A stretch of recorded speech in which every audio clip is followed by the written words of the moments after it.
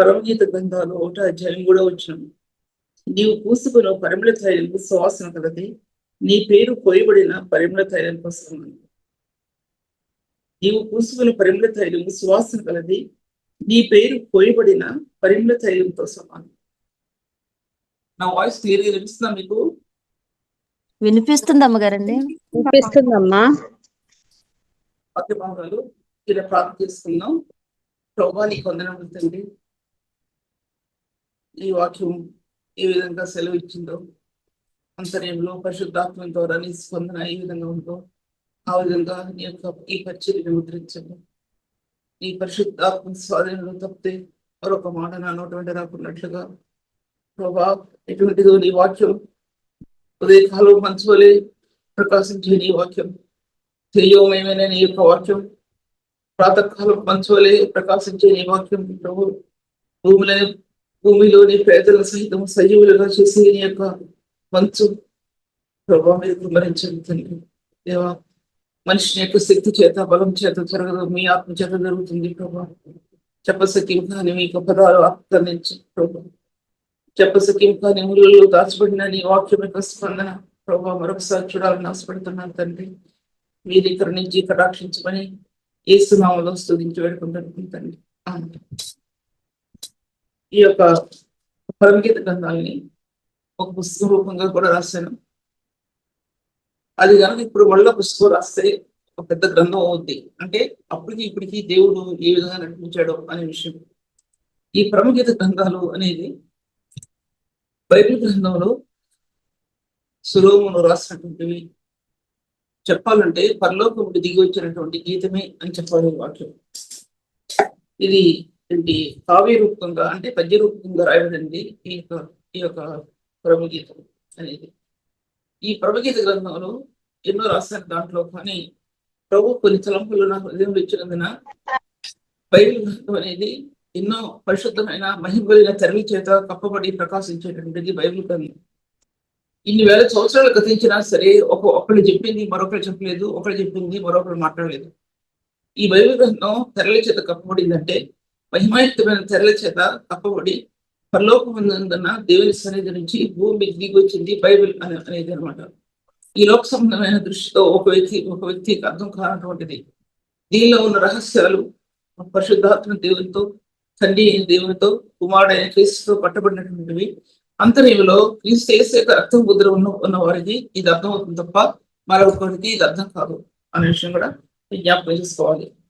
తర్వాత ఈ బైబిల్ గ్రంథం అనేది ఈ లోకానుసారంగా చదివిన వ్యక్తికి ఎన్నో ప్రశ్నలు, ఎన్నో ఆలోచనలు, తలంపులు వస్తాయి. కానీ ఆత్మరీతిగా ఈ యొక్క గ్రంథం చదివినప్పుడు దీనిలో ఉన్న విషయాలు, సత్యాలు, సామాన్యమైన భావాన్ని నేను గ్రహించగలిగాను. తర్వాత ఈ బైబిల్ గ్రంథంలో చిన్న పుస్తకం అనేది ఏంటంటే ఎంతో ఫలం ఇచ్చింది.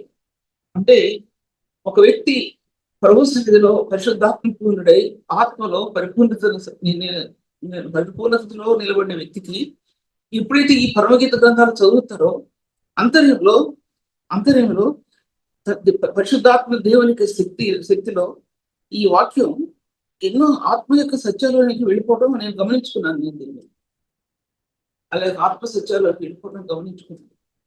నీరసించే సమస్య లేని వ్యక్తికి, ఇక ఈ పరిచర్య ఎందుకులే అనుకున్న వ్యక్తికి ఎప్పుడైతే ఈ పరమగీత గ్రంథాలు చదువుతారో కళ్ళ వెంట నీళ్లు రాక మానవు. దానిలో చూపబడింది పరిశుద్ధాత్మ దేవుడు సంఘాన్ని క్రీస్తులోకి ఎలా సమకూర్చాడో అనే విషయం ఒకటి చూపబడింది. అదేంటి కుమారుడిని క్రీస్తు సంఘం ఎలా ప్రేమించాడో అనే విషయం చూపబడింది. తండ్రి దేవుడు ఏ విధంగా తన కుమారుని ఈ లోకంలోకి పంపాడో, శిలువలో అప్పగించాడో అనే విషయం 3 విషయాలు దీంట్లో చూపించబడ్డాయి. మళ్ళీ చెప్పలేను, చెప్తున్నాను. ఏ ఒక్క మాట కూడా రిపీట్ చేయలేరు అనే విషయం మీతో మాట్లాడుకుంటున్నాను. దీనికి మీరు ఏ విధంగా దీన్ని పొందుకోగలుగుతారో, ఒక వ్యక్తి ఈ వాక్య సత్యాన్ని తెలుసుకోవాలంటే హృదయం దేవుని సన్నిధిలో, ప్రభు యొక్క సన్నిధిలో హృదయం మెల్ట్ చేయబడాలి. ఎప్పటికప్పుడు మెల్ట్ చేయబడాలి. గతించిన అనుభవాల మీద కాదు, ప్రతి రాత్రి ప్రతి ఉదయం దేవుని సన్నిధిలో మెల్ట్ చేయబడాలి. నీ పరిస్థితులు, నీ చుట్టూ ఉన్న పరిస్థితులు విడిచిపెట్టేసి నీ కుటుంబం, నీ భర్త లేదా నీ భార్య అవన్నీ ఒక పక్కన పెట్టి దేవుని సన్నిధిలో కొన్ని నిమిషాలు గడపవలసిన బాధ్యత నీటి స్త్రీల మీద ఉంది, సేవకుల మీద ఉంది అనమాట. ఆ విధంగా చేస్తేనే హృదయాన్ని అంటినటువంటి మకిలి కానీ మురికి కానీ తొలగిపోద్దు, కానీ లేకపోతే తొలగిపోదు. ఎందుకంటే ఈ వ్యక్తి ఎంత దైవజనుడైనా దైవజనురాలైనా ఈ లోకంలో జీవిస్తున్న వ్యక్తి అనమాట. ఈ లోకంలో జీవిస్తున్న వ్యక్తి పరలోకంలో జీవించడం లేదు. ఈ లోకంలో జీవిస్తున్న వ్యక్తి దేవునితో సంబంధం కలిగిన వ్యక్తిగా ఉండవలసిన బాధ్యత ప్రతి ఒక్కరిలో కూడా ఉంది. నేను రాత్రి టైంలో ఈ గ్రంథాన్ని చదువుతున్నప్పుడు దగ్గర 4 గంటల సేపు కూర్చున్నాను రాత్రి, ఈవినింగ్ నుంచి. నా హృదయం అంతకుముందు ఇచ్చిన తలంపులు కాదు, అంతకుముందు ప్రభు ఇచ్చిన మాటలు కాదు, ఒక కొత్తదనం ఆత్మలో పొందుపరచడం, నింపబడటం గమనించుకోగలిగి ఉంటున్నాను. ఈ స్థాయి ఒక తెర విడిది ఉన్నట్లు గమనించుకున్నాను. పరిశుద్ధాత్మ దేవుడు ఆత్మ కప్పినటువంటి తెర జీవం గల దేవుని సన్నిధిలో ఆ మహిమాయుక్తమైన తెర చేత ఆత్మలో కప్పబడినట్లు నా హృదయం అనుభూతి చెందడం కాదు, నిజంగానే నా హృదయం పరవశం చెందిందని చెప్పాల్సిందే. జీవం కలిగిన దేవుని సన్నిధిలో ఈ తెరలు అనేవి, తెరల మధ్యలో ఉన్నటువంటి బైబిల్ గ్రంథం ఈ భూమి మీదకి దేవుడు యేసుక్రీస్తు ప్రభుత్వ రక్తం ద్వారా ఈ భూమి మీద తీసుకొచ్చాడు. ఆయన ఈ భూమిని తీసుకొచ్చాడు. ఆయన ఒక్కొక్క పాత నిబంధన గ్రంథం, నూతన నిబంధన గ్రంథం. ఆ విధంగా పాత నిబంధన గ్రంథం అనేది దేవుని యొక్క మహిమ యొక్క మార్గాల నుంచి భూమి దిగి వచ్చింది. అవన్నీ ఇప్పుడు చెప్తే కుదరదు. నూతన నిబంధనలో స్థానాలు క్రీస్తు యేసు రక్తం ద్వారా ఈ గ్రంథం విడదీయబడింది. 2 విషయాలు ఇద్దరు చెప్పాను మీకు నేను. తర్వాత వాక్య భాగం చూసినట్లయితే ఈ పుస్తకం అనేది ఆత్మలో ఒక నూతనమైన శక్తిని, ఒక నూతనమైన ఆనందాన్ని కలిగి ఉన్నట్టు గమనించుకోగలిగాను. దీంట్లో నూతనమైన శక్తి, నూతనమైన ఆనందాన్ని చాలా సార్లు సేవ చేసి అలసిపోయినటువంటి సమయంలో, ఈ సేవకి ఎందుకు అనుకున్నటువంటి సమయంలో ఈ గ్రంథాన్ని ఎప్పుడైతే చదివానో చాలా సార్లు హృదయంలో ఒక పరవశం ఆత్మలో ఉండడం కూడా గమనించగలిగాను. తర్వాత ఈ దీంట్లో సమస్య వాడికి బలమిచ్చేవాడు ఆయనే అని చెప్పబడింది యెషయా గ్రంథంలో. శక్తిహీనులకు బలాభివృద్ధి కలిగించేవాడు ఆయనే చెప్పబడింది బైబిల్ గ్రంథంలో. తర్వాత మీతో వాక్యం ముందుకు వెళ్తున్నాను నేను. ఈ పరమగీత గ్రంథాల్లో చెప్పబడినటువంటిది ఏంటంటే, నువ్వు నీ పేరు పోయబడినటువంటి పరిమళ తైలంతో సమానం. ప్రభు యొక్క నామం పరిమళ తైలము, పరిమళ సుగంధంతో చెప్పబడింది ఈ బైబిల్ గ్రంథంలో. ఆయన నామం అన్నాడు దాంట్లో. కానీ నేను యోహోను సువార్తకు వచ్చినప్పుడు కీర్తనలో 138 జ్ఞాపకం లేదు, ఈ వాక్యాన్ని నీ నామంతటి కంటే కూడా నీ వాక్యాన్ని గొప్ప చేసావు ప్రభాను. అంటే ఈయన నామం ఈ వాక్యంలో ఇమిడిపోయి ఉంది. ఆయన నామం అనేది ఏంటో, ఆయన నామం ఎన్నో నామాలు ఉన్నాయి. బట్ ఆయనకి మీరు కౌంట్ చేసుకుంటే 1000 నామాలని ఒక సహోదరి రాసింది. నేను కౌంట్ చేయలేదు సరే దాంట్లో. అంటే అటువంటి నామం, పరిశుద్ధుని నామం ఈ బైబిల్ గ్రంథంలో దాచబడినప్పుడు ఒక వ్యక్తి రక్షణ కార్యంలో ఈ ఆత్మకి తెలియపరచబడుతున్న విషయం కూడా నేను మీతో మాట్లాడుకుంటున్నాను. ఇక్కడ బైబిల్ గ్రంథంలో పోయబడిన పరిమళ తైలం అని రాయబడింది. పోయబడింది పరిమళ తైలం. ఆదికాండం నుంచి కూడా నానా విధాలుగా ఈ పరిమళ తైలం బైబిల్ గ్రంథంలో పోయబడింది. ఆయన స్వరం వినిపించింది మనకి. పూర్వమందు ప్రవక్తల ద్వారా మాట్లాడిన దేవుడు ఈ దినమందు అంతమంది కుమారుల ద్వారా అంత మాట్లాడాను అని చెప్పబడింది. పూర్వకాలం నానా సమయంలో నానా విధముగా మాట్లాడే దేవుడు ఎబ్రీ రాసిన 12వ అధ్యాయం. అలా ఆ ప్రభు అంతమంది కుమారుల ద్వారా అంత మాట్లాడాడు ఆయన. ఈ బైబిల్ గ్రంథం పోయబడిన పరిమళ తైలం సువాసన, అది యేసుక్రీస్తు ప్రభు యొక్క శిలువ యొక్క సువాసన. అది కొరింథీ రాసిన పత్రికలో చెప్పబడింది. ఆయన యొక్క మరణం సువాసన, జీవ సువాసన అని రాయబడింది. శిలువలో ఆయన కార్చిన రక్తం మరణపు సువాసన, అది జీవపు సువాసనకు మార్చబడింది. 2 కొరింథీ రాసిన పత్రిక 2వ అధ్యాయంలో లేదా 1వ అధ్యాయం ఆఖరి భాగంలో రాయబడింది. ఈ మరణ సువాసన, జీవ సువాసన, అది జ్ఞానం సువాసనే. జ్ఞానాన్ని ఇచ్చింది ఈ పరిమళం ఆత్మలో రాయబడింది. 2 కొరింథీ రాసిన పత్రిక 6వ అధ్యాయంలో విశ్వాసమునందు సద్గుణమునందు జ్ఞానం, విశ్వాసమునందు సద్గుణమునందు జ్ఞానమును అని రాయబడింది. చూసుకోండి దాంట్లో 6వ అధ్యాయంలో 2 కొరింథీ రాసిన పత్రిక 6వ అధ్యాయంలో 2-3 వచనాల్లోనే దాంట్లో మొదలు పెట్టబడింది. విశ్వాసం అనే గురించి మనం మాట్లాడుకున్నాం చాలా వరకు. విశ్వాసం అనేది ఆ విషయం టచ్ అయినట్టు.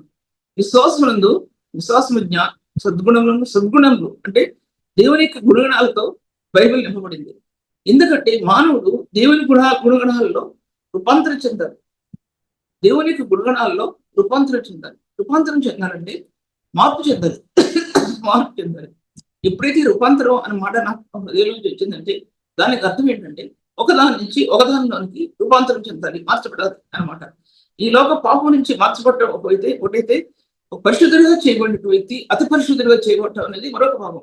అది 2 కొరింథీ రాసిన పత్రికలో 3వ అధ్యాయంలో మహిమ నుండి అధిక మహిమకి ఎలా మార్చబడాలో, అలాగే పరిశుద్ధత నుండి అతి పరిశుద్ధతలోకి మార్చబడటం అనేది శిలువలో 3 కార్యాలలో దాంట్లో దాచబడింది. పరిశుద్ధత నుండి అతి పరిశుద్ధతలోకి, నీతి నుంచి జీవప్రదమైన నీతిలోనికి, అంటే ఆ విధంగా ఒక్కొక్క స్థానం కూడా ఒక విశ్వాసకి ఇవ్వబడ్డాయి. ఆయన గుణగణాలు అని చెప్పబడింది. నిన్న వాక్య భాగంలో ఆయనకు పరిశుద్ధత, ఆయన నీతి, ఆయన కృప, ఇవన్నీ కూడా 7 ప్రధానమైన వ్యక్తులు సిలువని మీతో చెప్పాను. మరి అప్పుడు చెప్పి దీంట్లో రావు అంటే జ్ఞాపకంలో రావంటే దేవుడు ఈ సమయం నందు ప్రభు నాకు అనుగ్రహించిన వాక్యం మీ మధ్యలో చెప్పాలంటే నేను గతించి 2 విషయాలు నాకు చెప్పడానికి నాకు జ్ఞాపకంలోకి రావు, చదవాలి, మళ్ళీ వినాలి. సిలువకి 7 మెట్లు అని చెప్పాను. అలాగే ఆయనకి గుణగణాలు పొయ్యబడినటువంటి పరిమళ తైలం అనమాట. ఆయన యొక్క నామం పొయ్యబడిన పరిమళ తైలం ఎటువంటిదో ఆయన గుణగణాలు పోయబడిన పరిమళ తైలం. ఈ పరమగీత గ్రంథాలలో పోయబడిన పరిమళ తైలం ఇది. ఈ గ్రంథం మొదటి నుంచి ఆఖరి చదివితే ఈ యొక్క నామంలో ఎన్నో గుణగణాలు దాచిపెట్టబడి ఉన్నాయి. ఈ గుణగణాలు పోయబడ్డాయి, పరిమళ తైలం వల్ల పోయబడ్డాయి. ఒక సెంట్ సీసా పగిలితే ఆ వాసన నెలలో ఆ ఇంట్లో ఉంటుంది. ఒక అత్తరు బుడ్డి పగులుతుంటే సెంట్ స్ప్రే పగిలిపోయింది అనుకోండి, అటువంటి సువాసన. అచ్చు జటామాంసి అత్తరు తీసుకెళ్ళింది పేతని మరియా, అది చాలాసార్లు చెప్పారు. అచ్చు జటామాంసి అత్తరు హృదయాంతరంగంలో దాచబడినది. అచ్చు జటామాంసి అత్తరు ప్రభువుది. అది శిలువ యాగంలో నుంచి ఒక వ్యక్తి తోడుకున్నాడు. తన విజ్ఞాపన రహస్యంలో లేక స్తుతి యాగంలో ఆ వ్యక్తి తోడుకున్నాడు. అది అచ్చు జటామాంసి అత్తరు. ఆమె ఎత్తైన కొండల మీదకి వెళ్ళి జటామాంసి అత్తరు తీసుకొచ్చింది. కానీ మనం ప్రభు యొక్క శిలువ యొక్క యాగంలో నుంచి అచ్చు జటామాంసి అత్తరిని తోడుకున్నాం. ఆ బకెట్ల నుంచి నీరు కారుతా ఉంది అన్నాడు బిలాము. యెహోవా ఆశ్రయించిన జనం అన్నాడు ఆయన. ఆ బొక్కినల నుంచి నీరు కారును అన్నాడు. అది దాని వాగులు అతీతమైనవి అని చెప్పాడు దాంట్లో ఒక ప్రవక్త. దాంట్లో నేను మీకు ఎందుకు చెప్తున్నా, బైబిల్ గ్రంథం ఆ విధంగా సెలవిస్తుంది. తోడుకున్నటువంటి అంతరాత్మలో పరిశుద్ధాత్మ సహాయంతో శిలువ యాగం నుంచి తోడుకున్నటువంటి ఈ మకరందం అంటే ఈ పరిమళ సువాసన అచ్చు జటామాంసి అత్తరు, ఇది నీ గుండెలో నుంచి రావాలి. ఆరాధనలో నీ గుండెలో నుంచి ఆరాధనలో ఇది రాకపోతే సంఘం బలపడదు. సేవకుడు రాకపోతే సంఘం బలపడదు. సేవకులు ఇటు చూసుకుంటే తిరుగుతూ ఉంటే ఆ సంఘం ఆరాధిస్తుంటే దేవుడు కనపరచబడే విషయం మీతో మాట్లాడుతున్నాను. సంఘం సేవకుని దృష్టి దేవుని సన్నిధిలో నిలబడకపోతే సంఘం నిలబడదు. సేవకుడే ఇటు తిరుగుతుంటే సంఘం నిలబడదు. వాళ్ళు కూడా అటు తిరిగి యవనస్తులు కూడా ఇటు తిరుగుతారు. యథార్థమైన స్థితి మీ మధ్యలో మాట్లాడుతున్నాను. అంత దేవుని సన్నిధి గ్రహించినటువంటి సేవకుడు కళ్ళు మూసుకుంటే కళ్ళు తెరవసరలా, సంఘం భయపడుతుంది. ఆ వ్యక్తి ఉన్నతమైన స్థాయిలో నిలబడితే సంఘం భయపడుతుంది. ఆ శక్తివంతమైన సాధనం సేవకుల్లో నిలబడాలనే విషయం కూడా నేను మీతో మాట్లాడుకుంటున్నాను. మీతో అనేది కాదు. ఈ యొక్క వాక్య భాగాలు ఎన్ని చోట్లకి వెళ్తున్నాయో నాకే తెలియదు. ఎక్కడ దేశాలకు వెళ్తున్నాయో కూడా నాకు తెలియదు. ఎలా వెళ్తున్నాయో కూడా నాకు తెలియదు. దేవుడు ఆ విధంగా దేవుడు ఆశ్రయించినట్టు చూడవచ్చు. ఒక వ్యక్తి తృణీకరిస్తే 10 మంది దగ్గరికి వెళ్తుంది. 10 మంది తృణీకరిస్తే 100 మంది 1000 మంది దగ్గరికి వెళ్తుంది.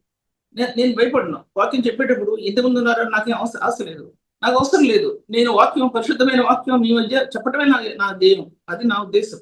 అంతేకాని మీరు ఎంతమంది విన్నారు అనేది దేవుడు చూసుకుంటాడు. ఎంతమంది ఫలితం ఉందో మీ ద్వారా, ఎంతమంది సేవకులకు అందిస్తున్నారో ఈ వాక్యం, అది దేవుడు చూసుకుని తీరుతాడు. దానికి జవాబు ఆయన ఇస్తాడు. మీకైనా నాకైనా సరే. దేవుని వాక్య భాగాల్లో ఈ గుణగణాలన్నీ కూడా పరమగీత గ్రంథాల్లో పోయబడ్డాయి. ఇప్పుడు నేను వాక్యం పరమగీత గ్రంథాల గురించి చెప్పే పద్ధతి వేరు. ఎందుకు పద్ధతి వేరు అంటే ఒక తెర తెరవబడింది ఆత్మకి, ఒక తెర తెరవబడింది ఆత్మకి. ఇక్కడ షులెమితి లేక సొలొమోను రాజు కాదు.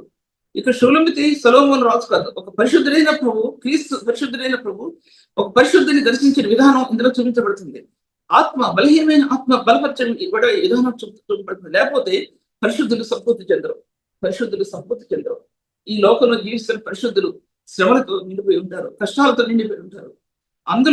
అందులో హృదయాంతరంగం ప్రభు సన్నిధిలో పోయబడిన పరిమళ తైలంతో నింపబడాలంటే ఆ వ్యక్తి క్రీస్తు శిలువ యాగంలో నుంచి ఆ దారిని తను పొందగలిగితే ఆ వ్యక్తి సేవ చేయగలరు. లేకపోతే సేవ చేయడం అనేది ఒక్కొక్కసారి మన జీవితంలో మనం భరించలేని శ్రమలు మన జీవితంలో ఎదుర్కోవాల్సి వస్తుంది. ఏ విధంగా అయినా సరే జ్ఞాపకం చేసుకోవాలి. నాకు ఒకటి అయితే మీకు ఒకటి అయితే మరొకటి ఆ విధంగా ఉంటాయి శ్రమలన్నీ కూడా. కానీ పరిపూర్ణమైన స్థాయిలో నిలబడిన వ్యక్తి జీవితంలో రాను రాను రాను రాను ఆ శ్రమలన్నింటిలో నుంచి ప్రభు విడిపించి సేవని అభివృద్ధి చేయడం చూస్తాం. నీ ఆత్మ వర్ధిల్లుచున్న ప్రకారం నీవు అన్ని విషయంలో నువ్వు వర్ధిల్లుచున్నావు అని అంటాడు యోహోను పత్రికలో. మన ఆత్మ వర్ధిల్లుచున్న ప్రకారం ప్రతి విషయంలో మనం వర్ధిల్లుతాం. మన ఆత్మ వర్ధిల్లట్లేదంటే అనేక విషయాలు మనం వర్ధిల్లట్లేదని అర్థం చెప్పాలి. సంఘం వర్ధిల్లట్లేదంటే సేవకుడు వర్ధిల్లట్లేదనే విషయం చెప్పాలి. సంఘం క్షేమాభివృద్ధి చెందట్లేదు లేదంటే సేవకుని జీవితం క్షేమాభివృద్ధిలో ప్రభు యొక్క క్షేమాభివృద్ధి చెందడం లేదు. రూతుని దీవిస్తూ అంటారు ఊరి పెద్దలు, నువ్వు క్షేమాభివృద్ధి చెందుతూ కాక రూతుని నువ్వు అంటారు, నువ్వు క్షేమాభివృద్ధి చెందువు. ఎఫ్రతాలో నువ్వు క్షేమాభివృద్ధి చెందువు.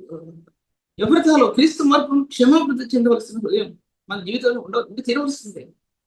ఎఫ్రతా మార్గం ప్రభు శిలువ యొక్క అనుభవంతో కూడిన మార్గం.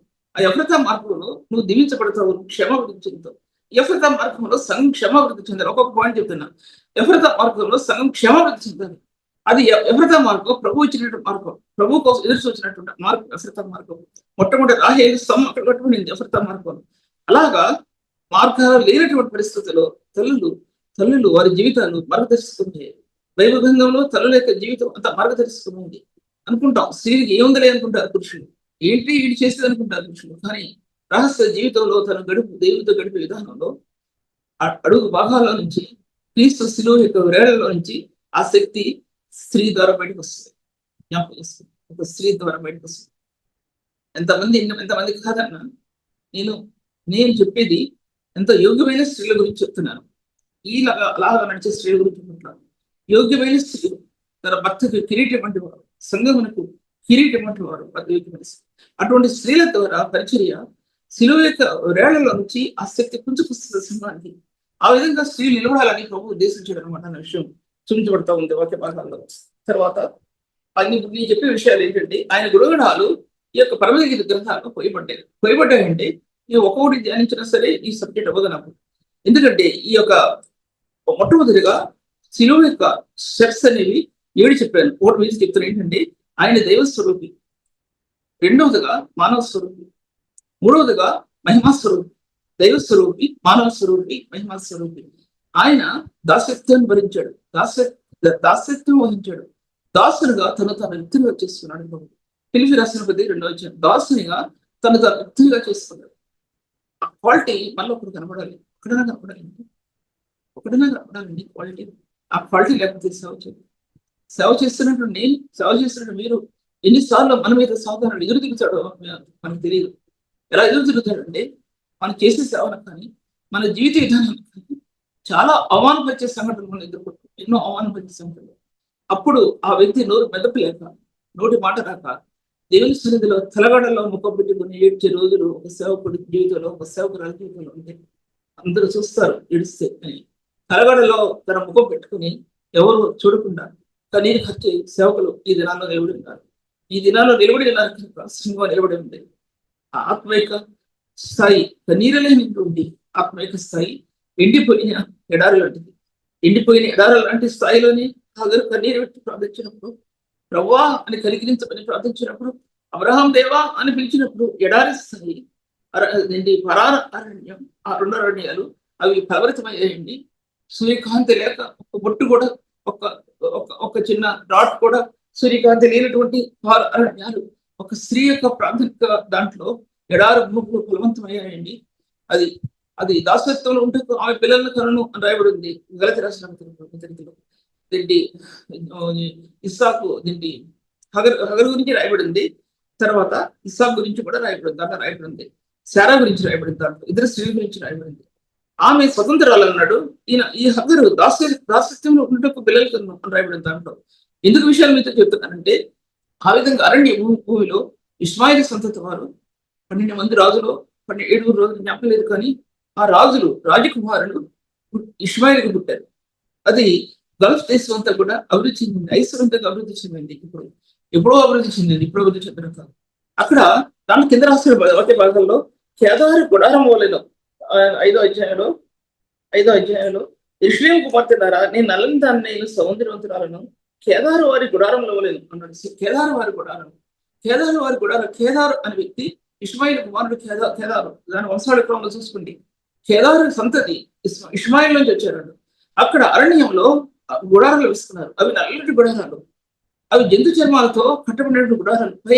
పైన చూస్తే నల్లటి గుడారాలు, లోపల చూస్తే ఎంతో అలంకరించబడినటువంటి సౌందర్యవంతమైన స్థానాలు లోపల. అది క్రీస్తు యొక్క ప్రత్యక్షత గుడారం అటువంటిది. మేక చర్మాలతో జంతు చర్మాలతో పైన కట్టబడినది. లోపల ఇంటీరియర్ డెకరేషన్ అంటే అంటే లోపల అలంకరించబడినటువంటి అంతరంగ భాగం అలంకరించబడినటువంటి స్థానం అది.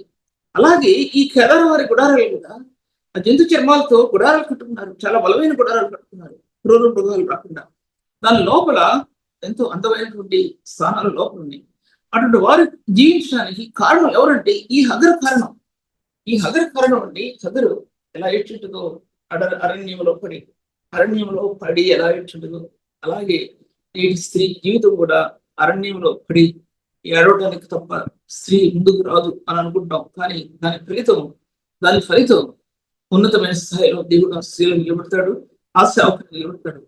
ఇప్పుడు మీరు ఏడుస్తున్నారు కానీ మరలు మీరు సంతోషిస్తారు. ఇప్పుడు దుఃఖపడుతున్నారు కానీ మీరు ముందు ఆనందిస్తారు అన్నట్టు.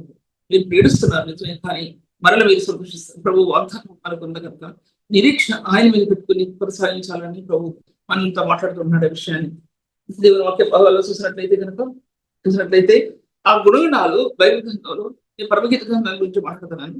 దాంట్లో వెదజల్లబడేయండి. మొదటిది నీవు పూసుకున్న పరిమళ తైలం.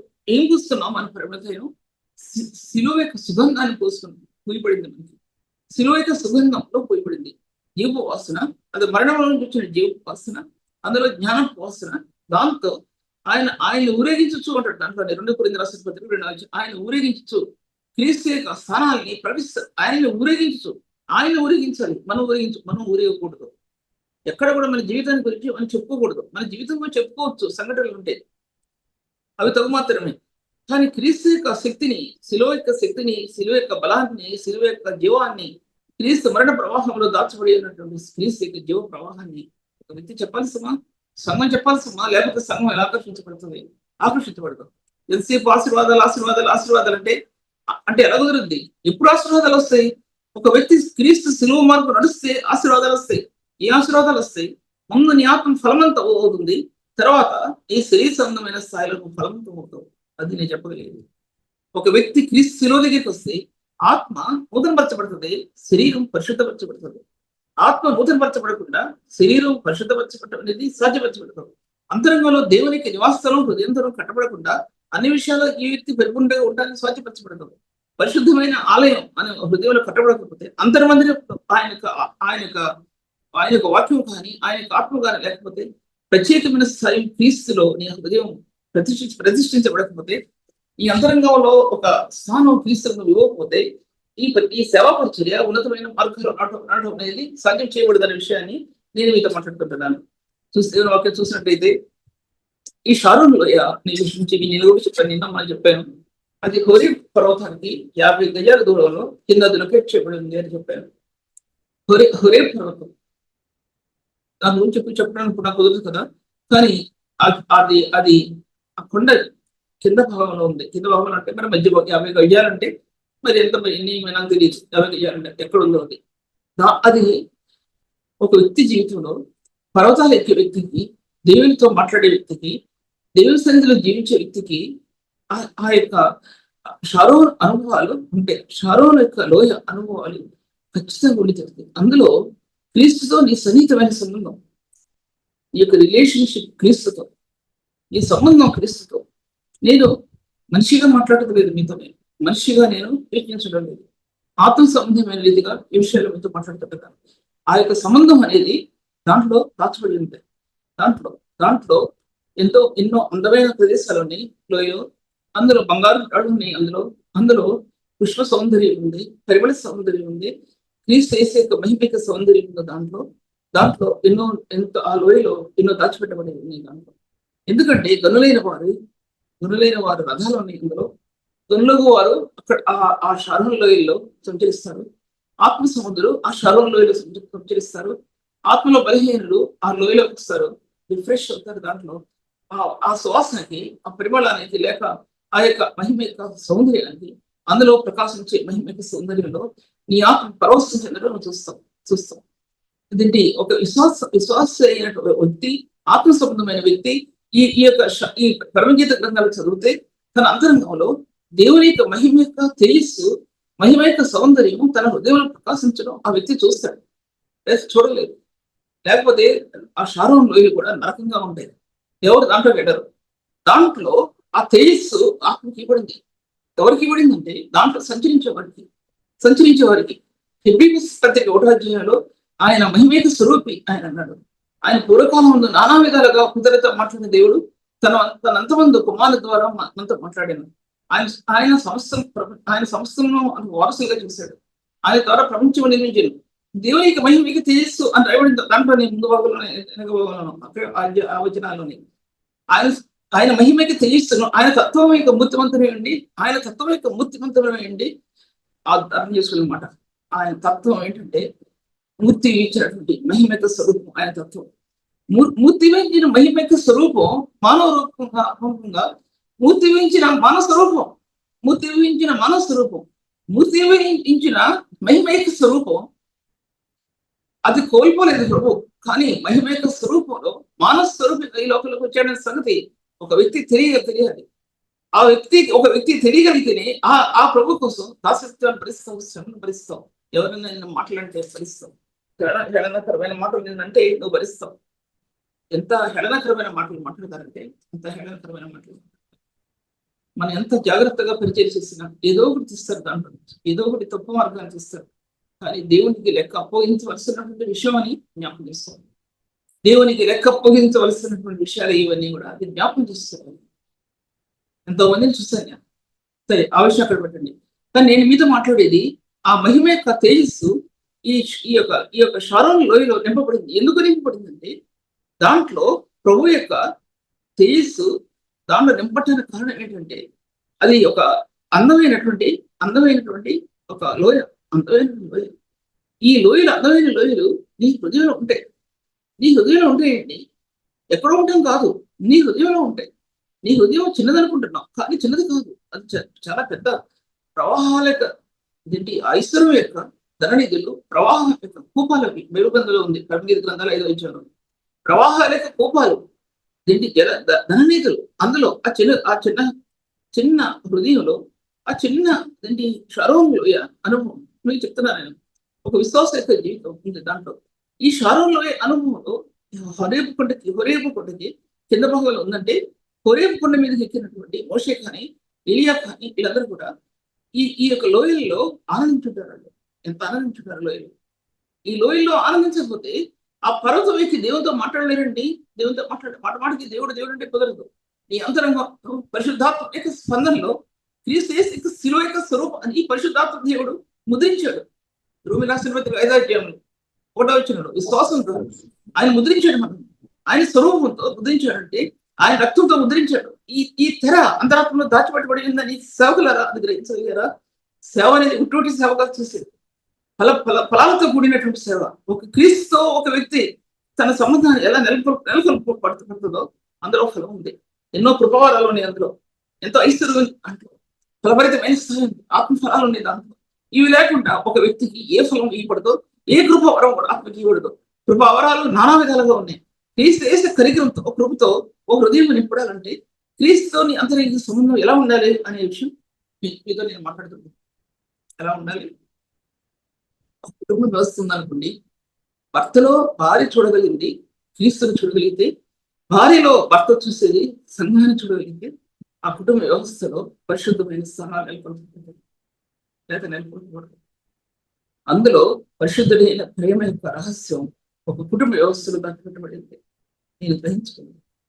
నేను గ్రహించుకున్నది చెప్తున్నాను మీకు. ఎక్కడో ఏం చదువునేది కుటుంబ వ్యవస్థ అంత ఉన్నతమైనదిగా దేవుడు కట్టాడు. ఈ లోకం చెడుగా తలంచడానికి, ఈ లోక సంబంధంగా తలంచడానికి అందులో ప్రేమ యొక్క కణాలు దేవుడు తన యొక్క పరలోక సంబంధమైన స్థానాల్లో నుంచి ఈ కుటుంబ వ్యవస్థలో నిలబెట్టాడంటే అంత పరిశుద్ధమైన ప్రేమ కుటుంబ వ్యవస్థ నిలబడింది. భార్య భర్తల మధ్య ఏ వ్యక్తి అయినా దానికి వ్యతిరేకంగా జీవించాడా? దాని జవాబు మీరే చెప్పాలి. వ్యతిరేకంగా జీవించాడా? వ్యతిరేకంగా జీవించిందా? ఇప్పుడు కుటుంబ వ్యవస్థలు ఎలా పడిపోయినాయో చూస్తారు. టీవీలో చూడకపోయినా అడప వాట్సాప్ ఓపెన్ చేస్తే అసలు చూడలేక మూసేసిన స్థానాలు ఉంటాయి. చూడలేక వినలేక అన్నటువంటి భయంకరమైనటువంటి అనుభవం. దేవునికి ఈ స్థానం ఇవ్వాల్సిన వ్యక్తులు సాతాన శక్తులు తావిచ్చి భయంకరమైన మార్గాలను విడిపోతున్నటువంటి సేవకులు అనలేదు నేను. ఎందుకంటే సేవకులు అటువంటి వాళ్ళు అటువంటి వాడతారు. సేవకులు అటువంటి వాళ్ళు కాదు. సేవా జీవితం గ్రహించలేదు. ప్రభువుని ఎరుగున వారు జీవించని ఆయనతో జీవించిన వారు జీవించని వారు చేసే పనులవి సేవకులు చేయలేరు.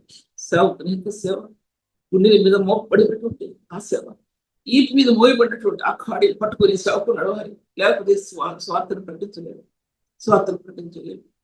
మన నోటి వచ్చిన రెండో మాటలు అనేక ఆశీర్వాదకరంగా మారుతాయి. ఎటువంటి యథార్థమైన స్థాయిలో మనం జీవిస్తున్నాం అనేది ఒకసారి యోచించుకోవాలి. ఈ పరమగీత గ్రంథాల్లో ఒక వ్యక్తి భార్యకి భర్తకి మధ్య రిలేషన్షిప్ అంటే ఆ అత్యున్నతమైన స్థాయిలో పరిశుద్ధాత్మ దేవుని యొక్క అంతరాత్మలో పరిశుద్ధాత్మ దేవుని యొక్క ఆ మహిమయుక్తమైన కణాలు కిరణాలు తేజస్సు అందరూ పోయిబడింది. ఎంతమంది గ్రహించుకోగలిగారు? పోయిబడింది. ఎంతమంది గ్రహించుకోగలిగారు? ఎంతమంది తిరుగుబాటు చేసేదారులు, వ్యతిరేకంగా ఉండే జీవితాలు, క్రీస్తుని దూరంగా పెట్టి భర్త మీద తిరుగుబాటు చేసేసి భార్య మీద తిరుగుబాటు చేసే భర్తలు, కుటుంబ వ్యవస్థలు నేటి చెడిపోవడానికి కారణం ఏంటంటే దేవునికి సన్నిధి గృహంలో లేదు అనమాట. వాళ్ళల్లో ఎక్కడో లోపం ఉంది అనమాట. ఆ విషయాన్ని నేను మీతో మాట్లాడుతున్నాను. నేను చెప్పాలంటే చాలా విషయాలు చెప్పాల్సి వస్తుంది. తర్వాత ఈ శారీరక అనేది దేవుని యొక్క గుణగణాలు అందులో పోయబడ్డాయి. ఇప్పుడు సబ్జెక్ట్ అవ్వదు, ఇటు అవ్వదు సబ్జెక్ట్ నాకు తెలుసు. కానీ దీంట్లో మొట్టమొదటి భాగాలు ఏంటంటే కన్యకలు నేను ప్రేమించలేదు. పై భాగాలు నీ ప్రేమ ద్రాక్షరసం కంటే మొదలు అన్నాడండి. నీ ప్రేమ ద్రాక్షరసం. ద్రాక్షరసం అంటే వైన్ అంటే ఏమని అనుకో నాకు తెలియదు. కానీ ద్రాక్షరసం నేను మాట్లాడేది తీటి పండ్ల రసం అని మాట్లాడుతున్నాను. ద్రాక్షరసం అది తాగిన వాళ్ళు ఎవరు కూడా తాకుండా ఉండలేదు. ద్రాక్షరసం నేను తాగలేదు, కానీ పళ్ళు తింటాం తప్ప ఆ ద్రాక్షరసాలు నేను తాగలేదు. ఆ ద్రాక్షరసం అంత మొదలు దేవుని యొక్క క్రీస్తు యేసు యొక్క ప్రేమ అటువంటిది. సంఘం క్రీస్తు పట్ల చూపే ప్రేమ కూడా అటువంటిది. కానీ క్రీస్తు ప్రేమ పోయబడింది. అందులో తీరైన మధురమైనటువంటి ద్రాక్షరసం. ఆ ప్రేమలో ద్రాక్షరసం పోయబడిందండి. అది అనుభవించారా ఏ ఒక్కరైనా సరే. లేకపోతే సేవ ఎలా చేస్తారు? ఆత్మకి దొరకకపోతే ఈ పట్టుత్వం సేవ ఎలా చేస్తారు? ఎలా చేస్తారండి సేవ? కష్టంతో సేవ చేసేది కాదండి, ఇష్టపూర్వకంగా చేసే సేవ. ఇష్టంగా ప్రభు మీ ఇష్టంతో మనం చేసే సేవ ఇది. ఆ ప్రభు ప్రేమను భరించి సేవ చేయడం అనేది అది కొంతమందికి చేయగింది. డబ్బు కోసం సేవ చేసేది కాదు, పరపతి కోసం సేవ చేసేది కాదు, ఎవరో ఏదిస్తారని చేసే సేవ కాదు. ఈ సేవలో అత్యున్నతమైనటువంటి దేవుని సింహాసనం ఉందంటే పరిశుద్ధులు వచ్చారు. ఈ సేవలో ఆ ప్రభువే చూసుకుంటాడు ప్రతి విషయంలో అనే సేవకులు చాలా మంది ఉన్నారు. అలాగే కుటుంబాలు వర్ధిల్లాయి. అలాగే ఏ విశ్వాసంతో అయితే మనం నడుస్తున్నాము అదే విశ్వాసంతో కుటుంబాలు వర్ధిల్లినట్లు మనం చెప్పాలంటే కనుక నేను ఒక పదంలో చూసినట్లయితే కనుక పోయబడినటువంటి పరిమళ తైలం ఒకటైతే నీ ప్రేమ ద్రాక్షరసం కంటే మధురం. నీ ప్రేమ ద్రాక్షరసం కంటే ఈ ద్రాక్షరసం బైబిల్ గ్రంథంలో ఈ పరమేశ్వర గ్రంథాల్లో చాలా చోట్ల రాయబడింది. చాలా చోట్ల ద్రాక్షరసం, పండరసం, ద్రాక్ష పండ్ల యొక్క మాధుర్యం అని ఒక అర్థం కాదు. ప్రేమ యొక్క మాధుర్యం చెప్పబడింది. ప్రేమ యొక్క మాధుర్యం అనేది దేంతో పోల్చలేదు కాదు. కానీ బైబిల్ గ్రంథంలో చెప్పట్లేదుగా ద్రాక్షరసం పెట్టడం సంఘానికి క్రీస్తుకి మధ్య ఉన్న సంబంధం అటువంటిది. ఏది దానికి మధ్యలో రావటానికి వీలేదు, ఏది దాంట్లో మధ్యలో రావటానికి వీలేదు. ఆ ప్రేమ తన అంతరంగంలో దాచబడి ఉన్న క్రీస్తు స్వరూపాన్ని చూసుకుని సంఘం పరవశించుతుంది. తన సంఘాన్ని చూసి దేవుడు క్రీస్తు పరవశించుతాడు. అది ప్రేమ యొక్క రహస్యం. ఈ ప్రేమ బైబిల్ గ్రంథంలో పోయబడి ఈ పరమగీత గ్రంథాలు పోయబట్టడానికి కారణం ఏంటి?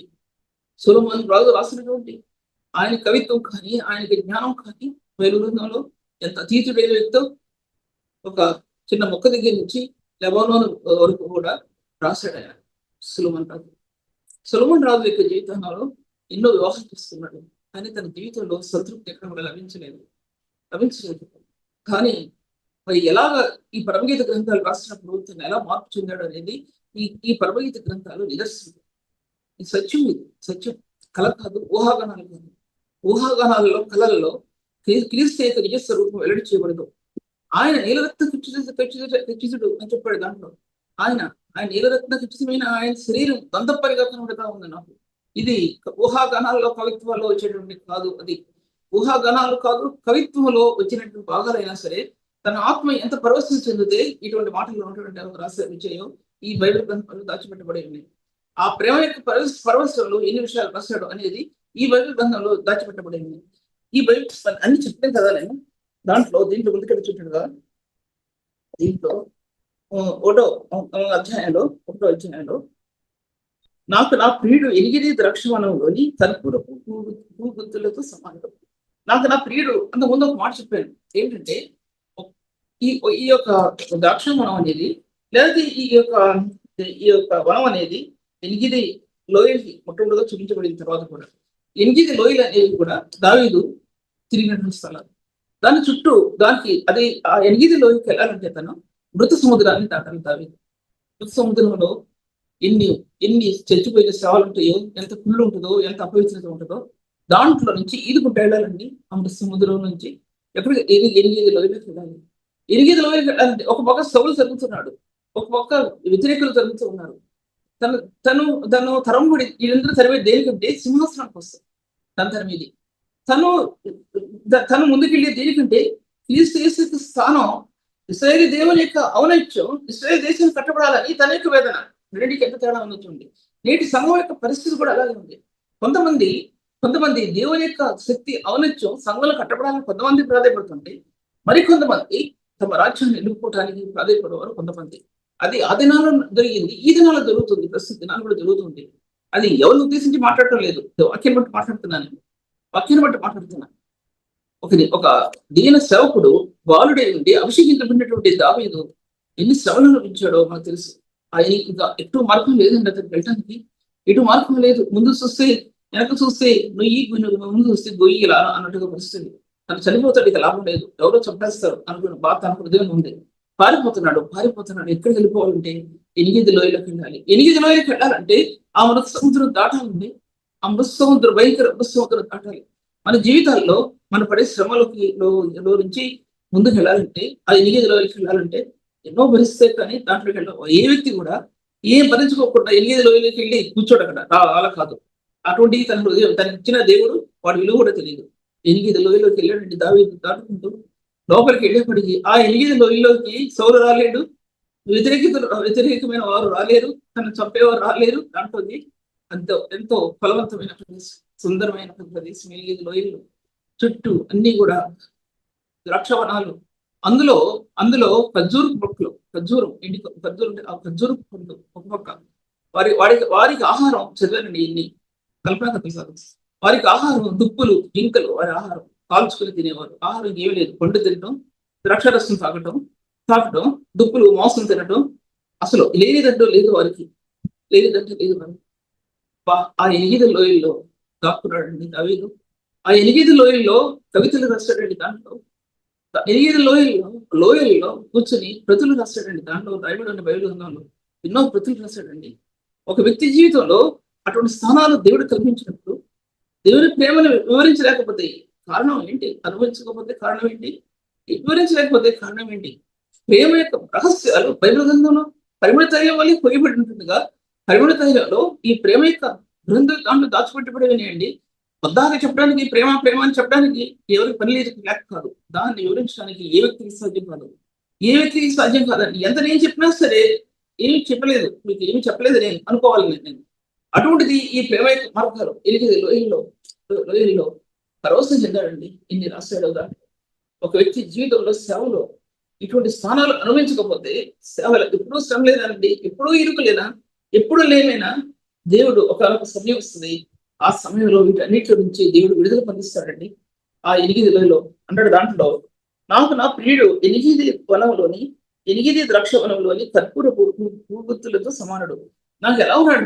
కర్పూరపు పూగుత్తులు అంటే దాంట్లో వికసించిన ఆ కర్పూరం, పరిమళించినటువంటి కర్పూరం దాంట్లో లభించింది దావీదుకి. దావీదుకు లభించింది. ఈ స్థాయిని పరమగీత గ్రంథంలో సొలొమోను రాస్తున్నాడు. దావీదు కాలంలో ఆ కీర్తనలో రాయబడి ఉంది, 8 లోయలు దాక్కున్నాడని, ఏంటంటే అక్కడ లోయల్లో రాశాడని చదువుతాం, దాంట్లో ఉంది. వెళ్ళాడు, ద్రాక్ష వనాలు ఉన్నాయి అందులో. ఇప్పుడు ఎలా ఉందంటే 8 లోయల్లో ఒక సిటీ అయిపోయింది. అది సిటీ అయిపోయింది. అందులో స్కూల్స్ ఉన్నాయి, కాలేజెస్ ఉన్నాయి, సుందరమైన వనాలు ఉన్నాయి. అది కూడా చూస్తాను నేను. ఎన్ని చదవకుండా మీ ముందు నేను చెప్పడానికి కుదరదు కదండి. నాకు పుట్టి మాటలు చెప్పడానికి పట్టుత్వం ఎలా లభిస్తుంది. ఈ 8 లోయల్లో దావీదుకి దొరికింది ద్రాక్షారసం, దావీదుకి దొరికింది కర్పూరపు సుగంధం దొరికింది. అందులో క్రీస్తు యేసు యొక్క ప్రేమ పరిమళం తన ఆత్మ లభించిందండి. ఇది పరమగీత గ్రంథాలకు వచ్చేప్పటికి షారోన్ లోయలో అన్నాడండి. షారోన్ లోయలు 8 లోయలు వేరు, షారోన్ లోయలు వేరు. ఈ షారోన్ లోయలో సొలొమోను సంచరించాడండి. షారోన్ లోయలో సొలొమోను సంచరించాడు. తన వ్యర్థమైన జీవితం అంటాడు తన దాంట్లో ప్రసంగిలో. తన ఆయుష్కాలం అంతా కూడా అటు వ్యర్థంగా జీవించడం అనేది రాస్తాడు. నాకు వాక్యం చెప్పలేదు అన్నాడు. దాంట్లో ఎంత సంపాదించినా అది జ్ఞానం దేవుని దృష్టి లెక్క కట్టడానికి వీలేదు అంటాడు. దాంట్లో చాలా మాటలో నేను 5 పాయింట్స్ నోట్ చేస్తున్నాను, కానీ ఎప్పుడో కానీ ఇప్పుడు చదవలేదు నేను. అటువంటి విషయాలు ప్రసంగిలో రాశాడండి. ఒక వ్యక్తి తన కుటుంబంతో, తన భార్యతో సుఖించి, తన పిల్లలతో సుఖిస్తే అది చాలు అంటాడండి. అవసరం లేదు ఇంకేమి కూడా అవసరం లేదు అంటాడండి. తన జీవితాన్ని వ్యయం చేశాడండి, పాపానికి వ్యయం చేశాడండి. అపవిత్రం ఎన్ని బాధిస్తుంది కదా అని నేను చెప్పడానికి కుదరదు. అటువంటి జీవిత విధానంలో రాణులకి నగరాలు కట్టించాడండి. నగరాలు కట్టించాడు రాణికి. ఒక్కొక్క రాణికి ఒక్కొక్క నగరు కట్టించాడండి. బైబిల్ గ్రంథంలో ఉంది ఎంతమందికి ఎలా కట్టించాడో, దాంట్లో స్త్రీలు ఎలా పెట్టాడో బైబిల్ గ్రంథంలో ఉందండి.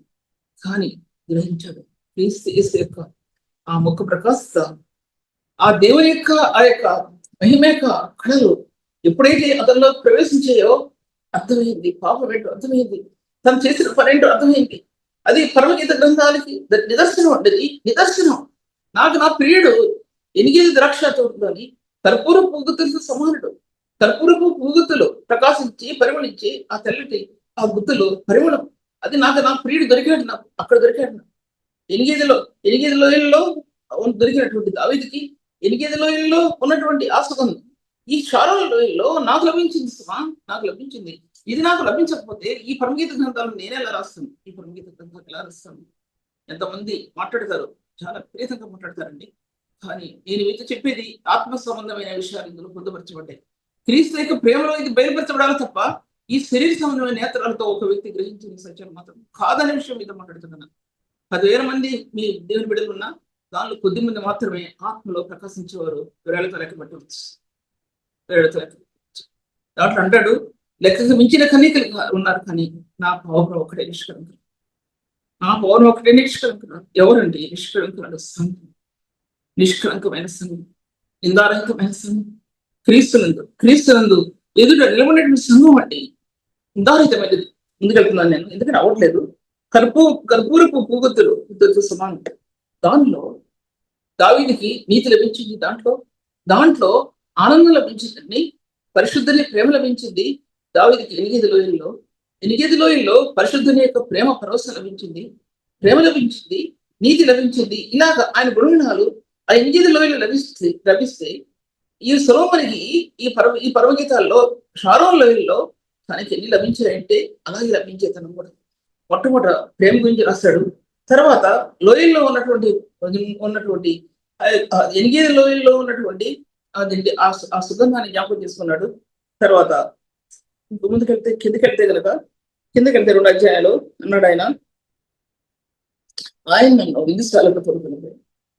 4వ వచనంలో నా మీద ప్రేమను ధ్వజం ప్రేమాశ్రయం చేత నేను మూర్ఛిలుస్తున్నాను. ద్రాక్ష పండ్ల అడలు పెట్టి నన్ను బలపరచుడు. ఆయన నన్ను విందుశాలకు తీసుకువెళ్ళాడు. ఏంటి విందుశాలం? షారోన్ లోయలో విందుశాల అనుభవం ఏంటి? అందులో దేవుని యొక్క క్రీస్తు యేసు యొక్క ప్రేమ యొక్క పరవశం ఉందని దాంట్లో ఆ లోయల్లో హృదయం నిష్కలంకమైనగా చేయబడినటువంటి ఆ హృదయంలో క్రీస్తు యేసు యొక్క స్వరూపం దాంట్లో ఉందండి. దాంట్లో షారోన్ లోయలు అంటే నీ హృదయంలో దాచబడి ఉన్నట్టు అంతర్గీకలో ఉన్నటువంటి ఆ ప్రధానమైన సత్యం ఉన్నది. దాంట్లో ఆ విందుశాల అనుభవం అంటే ఏంటంటే బైబిల్ గ్రంథాన్ని ఇప్పారు చేశాడండి. బైబిల్ గ్రంథంలో ఇప్పారు చేసినప్పుడు ఆయన మహిమ యొక్క కణాలు బైబిల్ గ్రంథంలో చూపించబడ్డాయండి. అవి అందులో రక్తరాశులు ఉన్నాయి. ఆ మహిమ యొక్క కణాలలో ఏంటి వజ్రాలు, రత్నాలు, నీలరత్నాలు దాంట్లో పొదగబడ్డాయి. అందుకే నా ప్రియుడు అంటున్నాడు అక్కడ. ధవళవర్ణుడు, రక్తవర్ణుడు నా ప్రియుడు ఎవరంటే కళ్ళకు కనబడుతుందని ఆయన ఎవరో చెప్పడానికి వీలేదు. నీకు చెప్పడానికి ఎవరు అవసరం. నీ అంతరంగంలో దేవునితో నీకున్న సంబంధంలో నీలరత్నాలు కనబడుతున్నాయండి. ఆ మహిమాయుక్తమైన కాంతిలో నీలరత్నాలు ప్రకాశించేయండి. ఒక వ్యక్తి పాప ఒప్పుదలలో, పరిశుద్ధ జీవితంలో మహిమైన కణాలు ఆత్మకు అందరిలో చూడగలుగుతామండి. ఈ మహిమైన కణాలు ఒక మహిమ నుంచి మరొక మహిమలోనికి తేజినట్టు నువ్వు గమనించుకుంటామండి. ఇవి కట్టుకథలు కాదండి. నేను మీకు చెప్పేది ఏ గ్రంథకర్త రాయనటువంటివి, ఎవరో రాయనటువంటివి. ఎవరో రాశారో నాకు తెలియదు, నేను చూడలేదు. కానీ నాకు అటువంటివి నాకు ఏది తెలియదు. కానీ నా హృదయాంతరం ప్రభుత్వ పరవస్థంలో లభించిన సత్యాలకి మధ్యలో మాట్లాడుతున్న. అందుకే ఈ పరమగీత గ్రంథం నాకు చాలా ప్రియమైందండి. నాకు చాలా ప్రియమైన గ్రంథం. ఎందుకంటే ఆత్మలో పరిశుద్ధ జీవితంలో దేవుని యొక్క మహిమ ఫిక్స్ చేయబడేటువంటి స్థలం ఉన్నది. పరిశుద్ధ జీవితంలో దేవుని యొక్క మహత్తరమైన స్థాయి, మహిమాయుక్తమైన స్థాయిలో నీలరత్న రాసులు పొదలుకునేటువంటి స్థానం అండి. అప్పుడు చెప్పు సేవ చేయండి. నా ప్రియుడు ధవళవర్ణుడు, రక్తవర్ణుడు అని చెప్పి సేవ చేయండి. అప్పుడు చేయండి సేవ. హృదయంలో ఏమి లేకుండా ఈ ధనరాశుల్ని, మహిమాయుక్తమైన ఈ సంపదని హృదయంలో అనుభవించకుండా ఒక వ్యక్తి సేవ చేస్తే ఆ పరిమళం, ఆ యొక్క మహత్తరమైన శక్తి ఇతరుల ఆత్మ కందదండి. నీకు అందిన ఆత్మ ఇతరులకు అందదు. నీవు లేని జీవితం ఇతరులకు అందదు. నీ హృదయం క్రీస్తులో ప్రకాశించకపోతే ఇతరుల జీవితంలో క్రీస్తు ప్రకాశించబడటానికి సాధ్యపరచబడదండి. ఆ ప్రేమలో అన్నాడు, నన్ను విద్యుశాలకు తోడుకుపోయాడు. దుఃఖపడుతున్న మనల్ని, శ్రమ పడుతున్న మనల్ని, ఇరుకులు అనిపిస్తున్న మనల్ని అటువంటి సమయంలో విందుశాలలో ఆయన విందులో త్రాగించాడండి. జీవజలాన్ని త్రాగించాడు. జీవపోటులు తాగించాడండి ఆయన. ఆ మహిమ కలిగిన హస్తాల్లోకి లాక్కుని మనల్ని, ఆ జీవాన్ని ఆత్మలో పోసాడండి. విందుశాలలో మనం తిననటువంటివి రుచి ఉన్నటువంటివి తినిపించాడండి. బైబిల్ గ్రంథం పార చేశాడండి. బైబిల్ గ్రంథంలో దాచుబడిన ఐశ్వర్యాన్ని పార చేశాడండి. నిన్ను అలా విడిచిపెట్టలేదు. కానీ ఎలా వినియోగిస్తున్నావు ఆ డబ్బుని ఒక్కసారి ప్రశ్నిస్తున్నాం. మనకి ఇచ్చినటువంటి స్థానాలు, ఎటువంటి స్థానాలు ఇచ్చారో ఆ స్థానాల్లో మనం నిలబడి స్వార్థను ప్రకటించగలుగుతున్నాము. ఇందుశాలలో కట్టబడినటువంటి ఆ యొక్క మార్గాలు ఒకటి కృపని విస్తరింపజేశాడు. ఒక పక్క కరికిరను విస్తరింపజేశాడు. ఒక పక్క దయను విస్తరింపజేశాడు. ఆయన ఎన్నో సత్యాలతో నిలబడినటువంటి ఆ యొక్క విందుశాలలో స్తంభాల మీద కట్టబడింది. మహిమైక స్తంభాల మీద కట్టబడిందండి విందుశాల. అందులో బైబిల్ గ్రంథంలో దాచబడినటువంటి ఆ మహిమైకమైన స్థానాల్లో నీ ప్రేమ పరవశం క్రీస్తులో అది చూపించాడండి ఆయన. సంగమా, అది అనుభవించకపోతే సేవ చేయలేరు.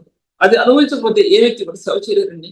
అతను నన్ను విందుశాలకు తోడుకునిపోయాను. నా మీద ప్రేమను ధ్వజమెత్తాడు. బ్యానర్స్ ఆఫ్ లవ్ అనంది. అంటే ఒక్కొక్క బ్యానర్ కట్టాడండి. హృదయంలో ఒక్కొక్క తెరను కట్టాడండి. ఆ తెరలో క్రీస్తు మార్గాన్ని బయలుపెట్టబడ్డాడు. ఆ ప్రేమ యొక్క రహస్యంలో తెరలు కట్టి ఆ ప్రేమ యొక్క రహస్యాన్ని విడదీశాడండి ఆయన. అలా విడదీయకపోతే ఈ గ్రంథం నీకు ఎలా చెప్తానండి, నేను ఎలా చెప్తాను, ఎవరు ఎలా చెప్తారో చెప్పలేదు కదా. ఈ సత్యాలన్నీ కూడా ఏ బైబిల్లో రిఫరెన్స్ బైబిల్లో దాచిపెట్టబడి, ఏ రిఫరెన్స్ బైబిల్లో ఎంతో గొప్పవారు రాసిన బైబిల్ గ్రంథంలో దానికి మన క్లూస్ దొరుకుతాయి. అంతేకాని మిగతా ఎన్ని దొరకవు. గొప్ప దేవుని బిడ్డలండి, దేవునికి ప్రియులైన వారు ఆ రిఫరెన్స్ బైబిల్ రాస్తారండి. అది అర్థం చేసుకోవడం కూడా చాలా కష్టం. అంత సమయం కూడా దొరకదు. అటువంటి గ్రంథం నేటి పరిశుద్ధుల కోసం ఇవ్వబడింది. కానీ ఈ బైబిల్ గ్రంథం కూడా మనకి పరిశుద్ధులకి ఇవ్వబడినటువంటి తేజోమయమైన గ్రంథం ఉన్నది. ఇది చదివితే ఏది అవసరం. పరిశుద్ధాత్మని హృదయంలో సంచారం చేస్తే మరి ఎవరు ఏ సత్యాన్ని ఎవరు రివీల్ చేయనవసరం, ఎవరు బయలుపరచిన అవసరం లేదు ఏ సత్యాన్ని కూడా. అటువంటి గొప్ప దేవుడు మన మధ్యలో సంచారం చేస్తున్న విషయాన్ని నేను ఈ మధ్యలో మాట్లాడుకుంటున్నాను. అతను నన్ను విందుశాలకు తోడుకునిపోయాడు. నా మీద ప్రేమను ధ్వజంగా ఎత్తాడండి. నా మీద ప్రేమ చూపించాడండి. ఎటువంటి ప్రేమ చూపించాడండి బైబిల్ గ్రంథంలో చెప్పలేదు. అవన్నీ కూడా బైబిల్ గ్రంథంలో, కొత్త నిబంధన గ్రంథంలో, పాత నిబంధన గ్రంథంలో, కొత్త నిబంధన గ్రంథంలో ఆ ప్రేమను గురించి ఎలా వివరించాడండి. ఈ రహస్యాన్ని ఆత్మ తెలిస్తే ఈ అర్థం తెలియదు. అర్థం చాలా మందికి మీరు అనుకున్నట్టుగా మాట్లాడే ప్రేమ గురించి చెప్పడం కాదు.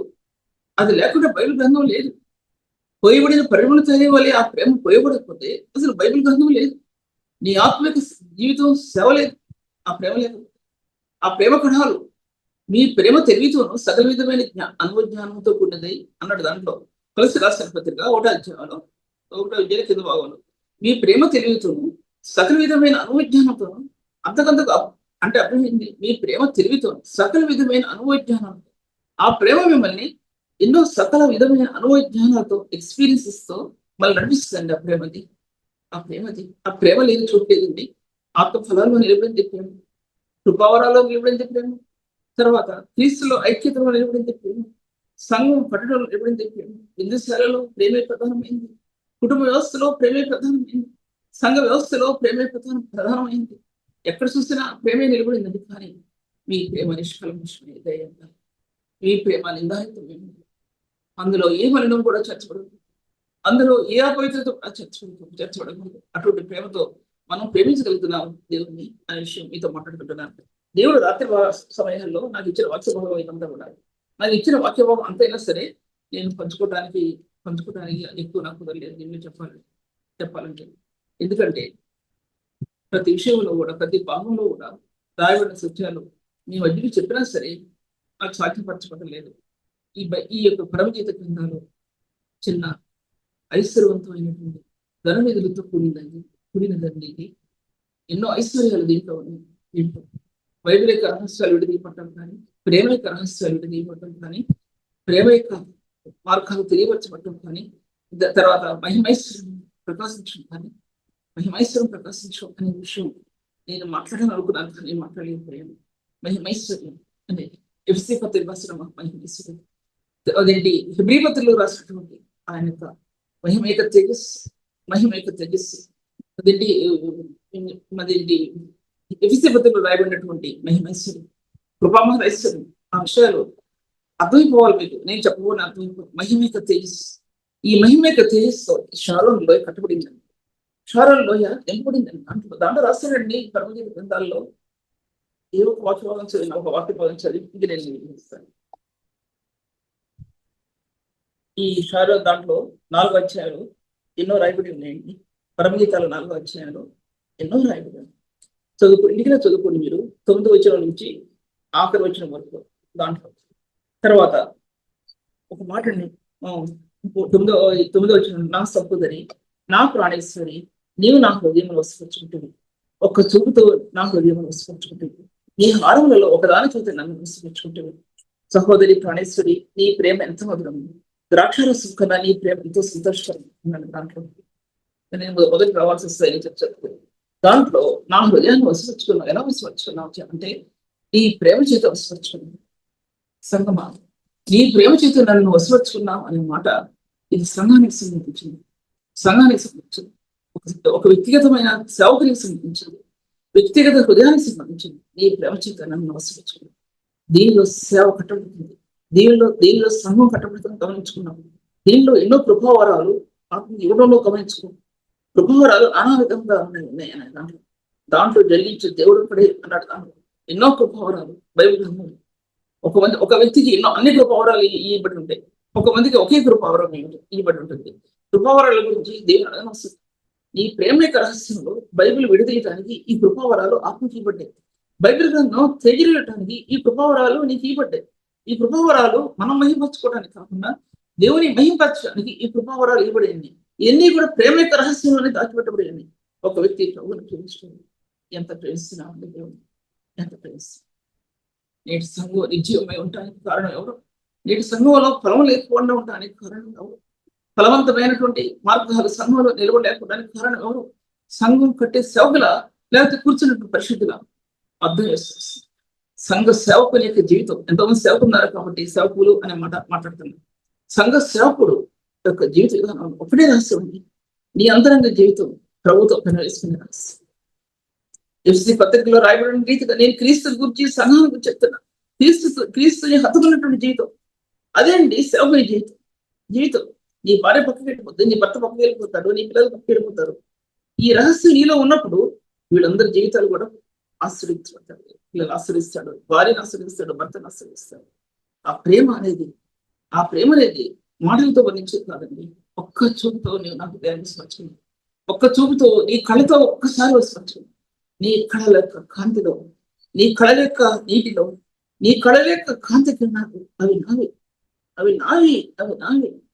నా మహిమలో ప్రకాశించిన కాంతి కిరణాలు నీ కళల్లో అవి నావి. నీ కళలో ప్రకాశించినటువంటి ఆ మహిమక తేజస్సు నాది. నీ కళలో జారినటువంటి కన్నీరు నాది. ఆ శిలో కన్నీరు, శిలులో వేదనపడిన ప్రభు యొక్క కన్నీరు అది నాది. ఆ కళలో దాంతో నన్ను వసపరుచుకున్నావు. మరి దేనితో వసపరుచుకోలేదు? నీ హారాలు దయలో సత్యమును నేను విడిచిపోని వాటి కంఠహారాలుగా ధరించుకో. దయచేసి క్షమించేస్తాను. వేస్తున్నాను, ప్రార్థిస్తున్నాను. తండ్రి వందనములు ప్రభువానికి స్తోత్రాలు. ఈ సమయాన్ని ఆశ్రయించినందుకు ప్రభువా, నువ్వు ఇచ్చిన తలంపులు, మీరు అనుగ్రహించిన మార్గం, మీరు ఇచ్చిన సత్యాలు హృదయానికి, నా హృదయానికి నెమ్మదవచ్చు. నా హృదయాన్ని ఒరటకు చేకూర్చి నీ జీవమల్లి సన్నిధిలో నా హృదయం నెమ్మదికి కలవరంతో ఉన్నటువంటి నా హృదయం ఈ లోకంలో పరిచయం చేయలేక నిరాశతో కూడిన నా హృదయం నీ బిడ్డలకి చెప్పగలడానికి నువ్వు ఇచ్చిన ఈ స్థాయి, ఈ బిడ్డలని అత్యధికంగా నువ్వు ఆశ్రయిస్తావని ప్రభావ, సేవల వారిని వర్ధిలి చేస్తావని ప్రభు, నీ శిలువ యొక్క తేజస్సులో నీ మహిమ యొక్క తేజస్సు ఇమిడి ఉందని సత్యం గ్రహించగలుగుతుంది కాక ప్రభావ. నీ శిలువ యొక్క గాయాల్లో, రక్త యొక్క దారుల్లో నీ మహిమ యొక్క పునరుత్థాన మహిమ యొక్క మార్గాలు ఉన్నాయని వారు గ్రహించగలుగుతారు. ఆశ్రయించు యేసు నామములో స్తుతించి వేడుకుంటున్నాను తండ్రి. ఆమేన్.